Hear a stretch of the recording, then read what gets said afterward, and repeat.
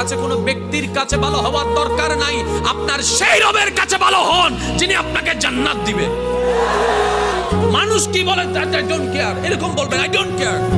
তুই আমার কি জান্নাত দিবি না জাহান্নাম দিবি? তুই কি আমার রিজিকের মালিক?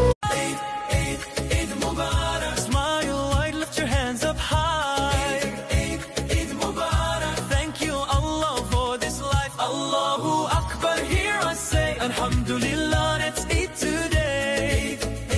Eid Mubarak. Love and joy in every way. আল্লাহ আরো বলেছিলেন যে যখন আমি কোনো বান্দাকে ভালোবেসে ফেলি তখন আসমানের ফেরেশতাদের সামনে আমি তার নাম ঘোষণা করি এবং জিবরাইলকে ডেকে বলি যে আমি ওই বান্দাকে ভালোবাসি, তুমিও তাকে ভালোবাসো। তাই মানুষকে সন্তুষ্ট করার চেষ্টা করবেন না, আল্লাহকে সন্তুষ্ট করার চেষ্টা। পাপ হবেই ভাই, জীবনে চলতে গেলে পাপ হবেই, উঠতে বসতে চলতে ফিরতে পাপ হতেই থাকে, কিন্তু তওবাও হতে থাকবে ইনশাআল্লাহ।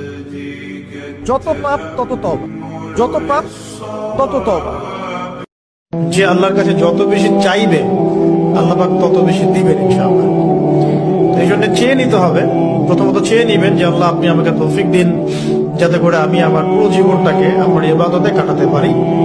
এমন ভাবে দোয়া করেন যে আপনি নিশ্চিত আমি যা বলছি আমার আল্লাহ শুনছেন, আমি যা বলছি এ দোয়া আল্লাহ কবুল করবেন, অবশ্যই করবেন। আল্লাহর উপর আস্থা একটু কম না? কম না বেশি?